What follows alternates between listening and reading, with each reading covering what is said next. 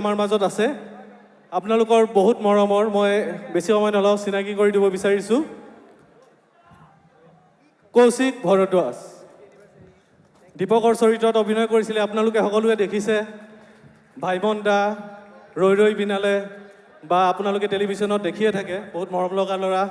বৰ্তমান একেবাৰে অসমৰ ছোৱালীবোৰৰ ক্ৰাছ কৌশিক ভৰদ্বাজ তাৰপিছত আমাৰ মাজত আছে জিৎ কলিতা জিৎ কলিতাক আপোনালোকে চুপাচুপিত দেখিছে কিন্তু মই আৰু এটা পৰিচয় দিওঁ জিৎ কলিতা এজন ভাল পৰিচালক তেওঁৰ পৰিচালনাত বহুত কেইখন ধাৰাবাহিক চলি থাকে জিৎ কলিতা এয়া তাৰপিছত আমাৰ মাজত অভিনেতা আৰু কোন তাইক সকলোৱে চিনি পায় একচুৱেলি আহা মাজত আহা তাইক বিশেষ একো চিনাকি দিব নালাগে নামটো কৈ দিয়া আমু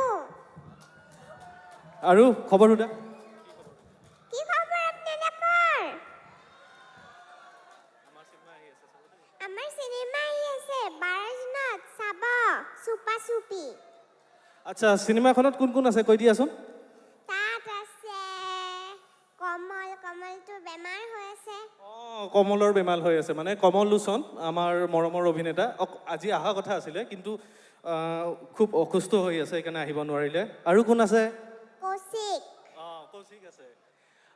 এয়া হ'ল আমু সকলোৱে চিনি পায় ইনষ্টাগ্ৰাম চেনচেশ্যন আমুৰ মা দেউতাকো আজি আহিছে নৱনীতা আৰু সেয়া আমুৰ দেউতা এতিয়া আমাৰ মাজত আছে অভিনেতাখিনি চিনাকি কৰি দিলোঁ কিন্তু